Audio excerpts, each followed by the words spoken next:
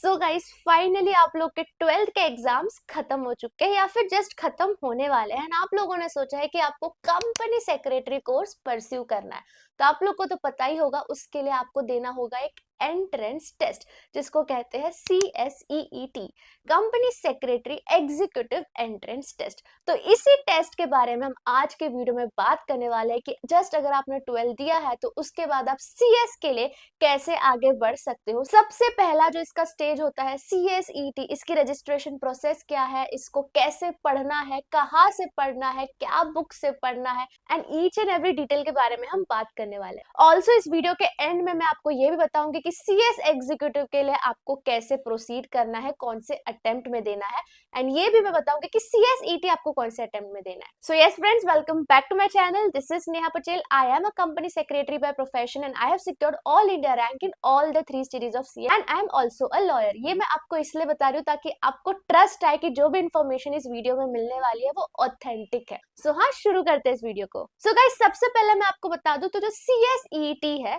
वो साल में 4 बार होता है, जैन, मई, जुलाई and November.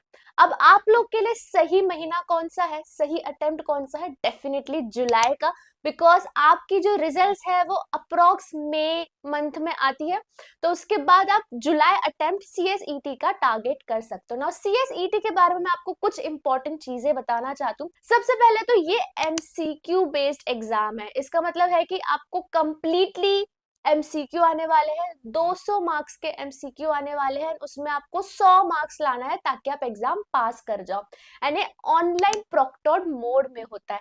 Now what is online proctored mode, तो इसके ऊपर मैंने डिटेल वीडियो बनाई है, लिंक डिस्क्रिप्शन पर डाल दूंगी। बट अभी मैं आपको बता दूं तो it is a very strict type of online examination conduction, जहां पर आपका कैमरा कॉन्स्टेंटली चेक किया जाता है, आपका स्क्रीन मॉनिटर किया जाता है, जिस पर आप कोई भी टाइप की चीटिंग ना कर सको। तो उसके लिए ऑनलाइन प्रोक्टोर्ड मोड पर होता है। उसके लिए आपको मैंडेटरीली या तो लैपटॉप होना चाहिए या तो कंप्यूटर होना चाहिए जिसका माइक्रोफोन और कैमरा अच्छे से काम करता हो। एंड CSET में आपको 4 सब्जेक्ट्स है। ये सब्जेक्ट्स मेजरली रिवॉल्व करते हैं legal aptitude, logical reasoning, business communication, economics and current affairs.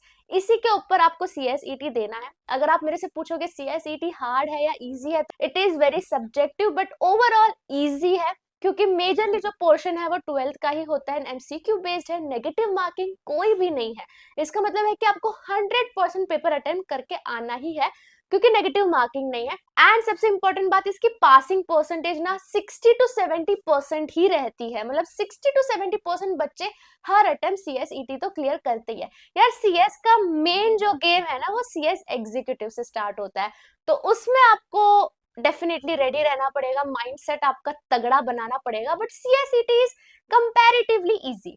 चलो अब हम बात करते हैं रजिस्ट्रेशन की। तो गाइज, अगर जो बच्चा मई में टारगेट करना चाहता है उसको रजिस्टर करना होगा। Last date of registration 15th April होगी। जो बच्चा जुलाई CSET टारगेट कर रहा है उसके लिए लास्ट रजिस्ट्रेशन डेट होगी 15th जून। अब रजिस्ट्रेशन ना बहुत ही इजी होता है। आपको ICSI.edu वेबसाइट पर जाना है, वहां पर ऑनलाइन सर्विसेज का टैब होगा, उसके अंदर रजिस्टर फॉर CSET का टैब है, उसमें जाके आपको डेटा फिल आउट करना है। वो लोग कुछ डॉक्यूमेंट्स आपसे मांगते हैं जिसमें 12th का रिजल्ट आपको अटैच करना पड़ता है। दैट्स व्हाई हम बोलते हैं कि 12th is the minimum criteria, educational criteria, फिर ही आप CSET दे सकते हो। एंड उसके बाद आपको 2000 रुपीज की फीस पे करनी पड़ेगी टू रजिस्टर योरसेल्फ। नाउ अगर आप इस सब क्राइटेरिया में फॉल करते हो तो आपको फी कंसेशन भी मिल जाएगा।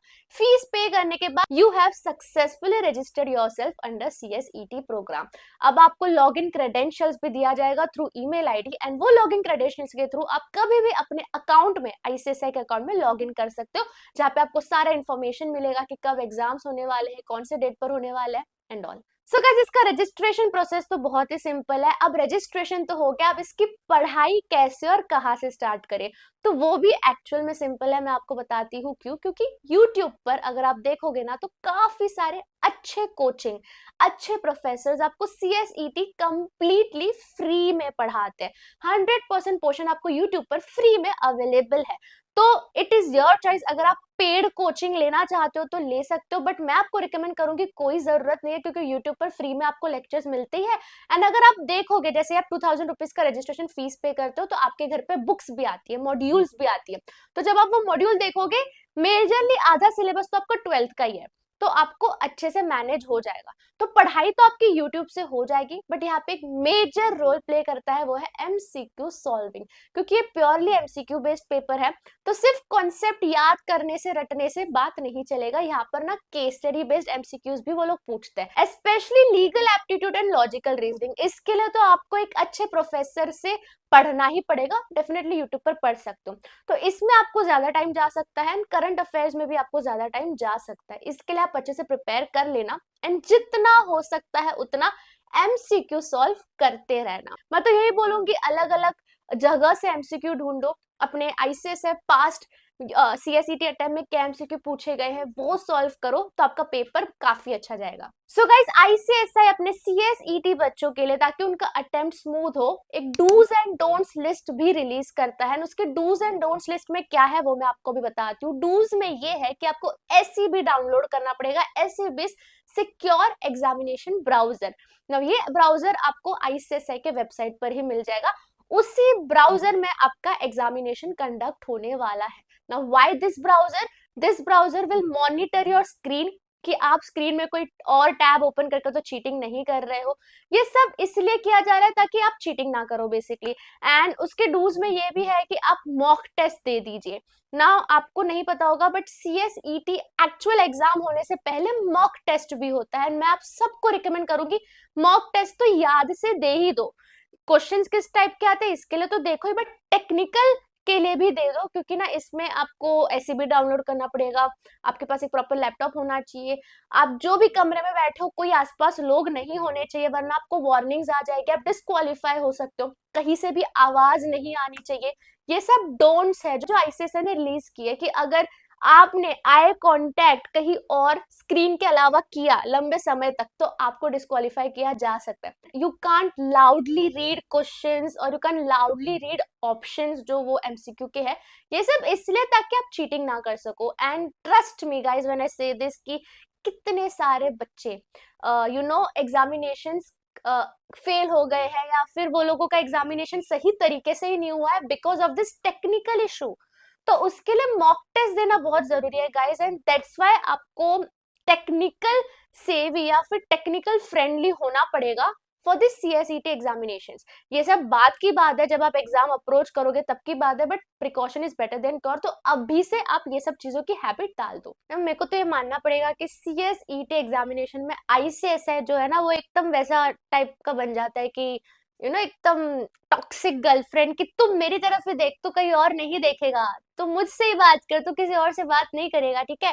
सो बिल्कुल ऐसा समझो एग्जाम देते टाइम कि सामने आपकी पार्टनर बैठी है और उसी को देखना है, उसी को अटेंशन देना है, कहीं और निगाहें गई तो दुर्घटना घटी, इस टाइप का सिचुएशन है, ठीक है। जोक्स अपार्ट, अभी हम जानते हैं कि अभी आगे आपको क्या करना है। देखो, सीएसईटी जैसे ही आप एग्जाम दोगे, दो पॉसिबिलिटी है कि या तो आप पास होगे या तो आप फेल होगे।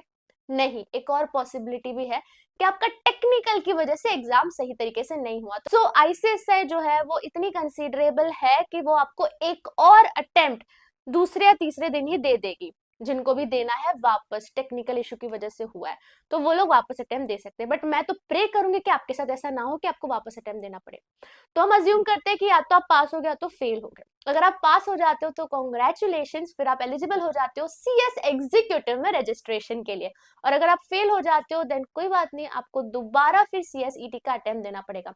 Now let me tell you here कि जो सीएसईटी का एग्जामिनेशन रिजल्ट है, जब रिजल्ट डिक्लेयर होता है वो 1 ईयर तक ही वैलिड रहता है।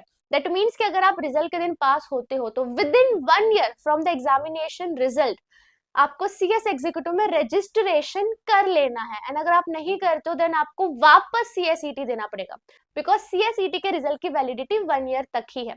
नाउ व्हेन आई से रजिस्ट्रेशन, इट डजंट मीन कि आपको एग्जामिनेशन दे देना एग्जीक्यूटिव का 1 ईयर के अंदर। आप चाहे एग्जाम 2 साल के बाद दो, बट रजिस्ट्रेशन 1 साल के अंदर कर लो। अब आ जाते हैं नेक्स्ट पार्ट पर कि आप पास हो जाते हो तो आपको सीएस एग्जीक्यूटिव का अटेम्प्ट कब टारगेट करना चाहिए। तो जो भी सीएसईटी के बच्चे मुझे देख रहे हैं, जो भी सीएसईटी जुलाई या मई में देने वाले हैं, मैं उन सभी से रिक्वेस्ट करूंगी कि प्लीज जून 2026 में ही अपना सीएस एग्जीक्यूटिव देना, और दोनों ग्रुप देना। क्योंकि अगर आप दिसंबर 25 टारगेट करने की कोशिश करोगे, काफी कम समय है, है ना, आपके लिए शायद मुश्किल होगा। आप दोनों ग्रुप तो तभी दे ही नहीं सकते, आप एक ही ग्रुप तभी टारगेट कर सकते हो और उसमें भी कम टाइम बचेगा। तो जून 2026 इज प्रॉपर टाइम, तब आप दोनों ग्रुप टारगेट करना। दोनों ग्रुप देने के बहुत बेनिफिट होते हैं। यहाँ पे आपको सेट ऑफ का बेनिफिट मिल जाता है। सेट ऑफ क्या होता है कि एक ग्रुप में कम मार्क्स है, दूसरे में ज्यादा है, तो दूसरे के मार्क्स ऊपर सेट ऑफ हो जाते हैं, जिससे आप पास हो जाते हो। और दोनों ग्रुप देखकर ही आपको ऑल इंडिया रैंक आ भी सकती है।